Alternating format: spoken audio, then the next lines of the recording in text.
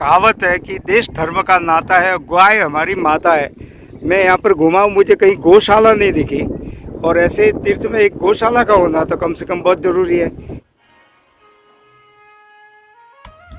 आज हम बात करेंगे तीर्थ क्षेत्र नरसोबाची वाड़ी। महाराष्ट्र के कोल्हापुर श्री क्षेत्र से करीब 50 या 51 किलोमीटर की दूरी पर कृष्णा नदी तथा पंचगंगा नदी के संगम पर सुरम्य तट पर नरसिंहवाड़ी है, जिसे मराठी में कहे तो नरसोबाची वाड़ी के नाम से जाना जाता है। तथा यदि भगवान श्री दत्त की बात करें तो इसे भगवान दत्त की कैपिटल कहा जा सकता है, जहां पर प्रतिदिन हजारों की संख्या में श्रद्धालु दर्शनार्थ पधारते हैं।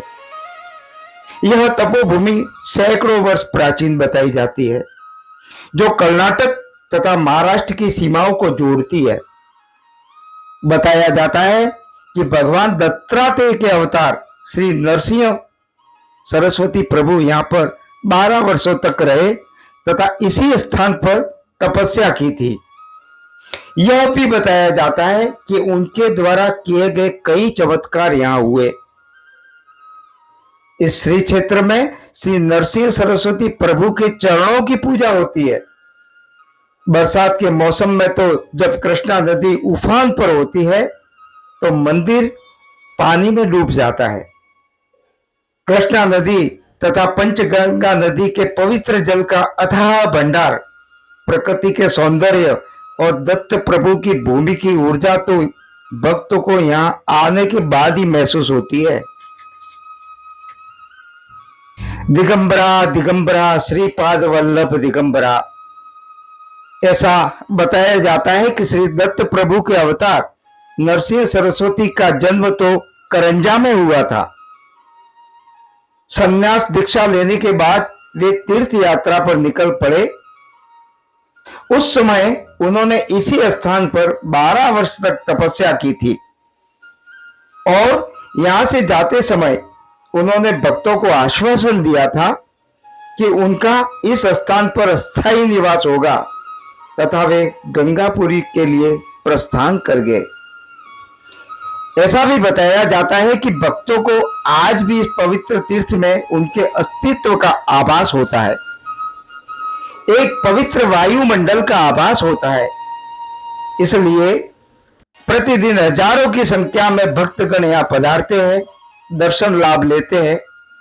दत्त पूर्णिमा, गुरु पूर्णिमा अर्थात नारियली पूर्णिमा, महाशिवरात्रि तथा अमावस्या को तो यहाँ भक्तों की भीड़ लगती है और भक्तों की यहाँ पर मनोकामनाएं पूर्ण होती है। नरसोबा की वाड़ी में प्रसाद की शुरुआत यहाँ की प्रसिद्ध रबड़ी या बासुंदी से होती है। इस तीर्थ क्षेत्र में विस्तार की यदि हम बात करें तो यहाँ प्राकृतिक सीमाएं हैं। बड़ी संख्या में धर्मशालाएं, भक्ति निवास व प्रसादालय है।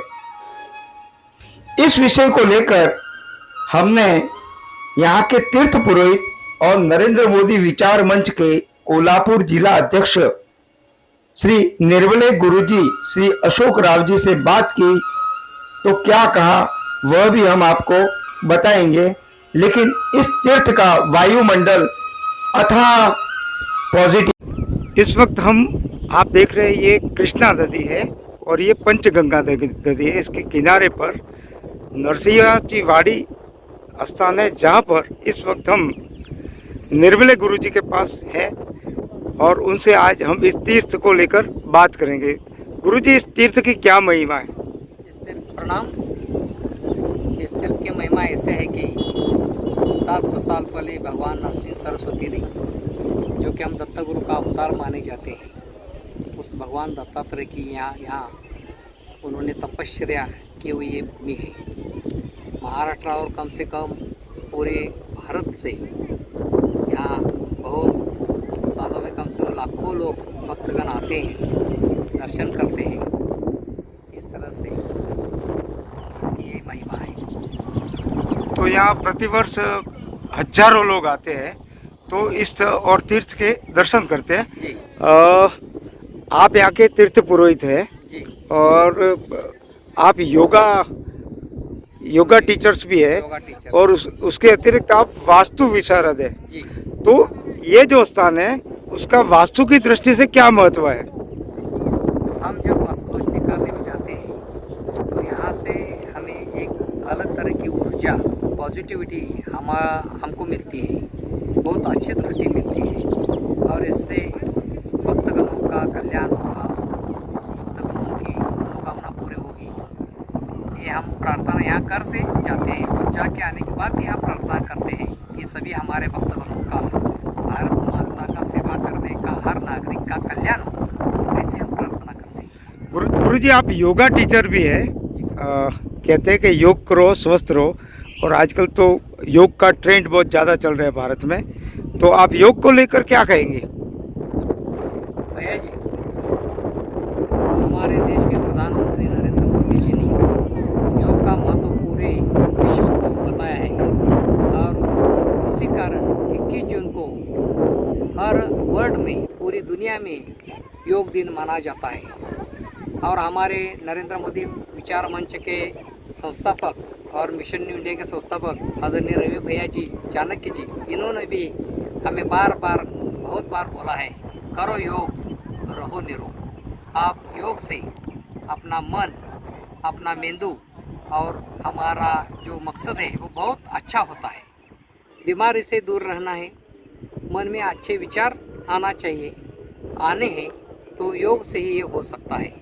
जो योग करता है वो भारत माता का और हर एक नागरिक की अच्छा सेवा करता है, ऐसा मेरा मानना है। योग के साथ ऐसे तीर्थ स्थान पर आप नरेंद्र मोदी विचार मंच के प्रदेश लेवल के पदाधिकारी भी रहे हैं, अभी आपके पास एक कोल्हापुर जिले का भी दायित्व है, लेकिन इस स्थान पर एक गौशाला का होना बहुत जरूरी है। और क्योंकि जहाँ गौ माता एक किलकारियाँ करती है वहाँ भगवान श्री कृष्ण स्वयं आशीर्वाद देते हैं, ऐसा हमारी भारतीय संस्कृति में कहा गया है। आप गौशाला को लेकर क्या कहेंगे?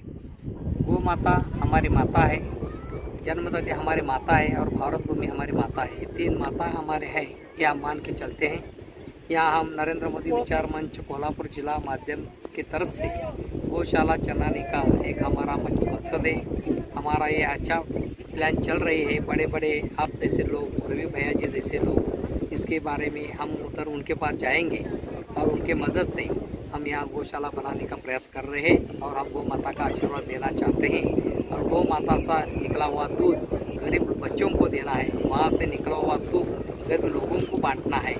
और एक गौ माता कम से कम 2 एकड़ खेती अच्छी तरह से फसल अनाज पैदा करने की अच्छी तरह से काम आती है। इसलिए हम गौशाला बनाने का बहुत अच्छी तरह से प्रयास कर रहे हैं और ये होना ही चाहिए। जी, हमसे बात करने के लिए बहुत बहुत धन्यवाद।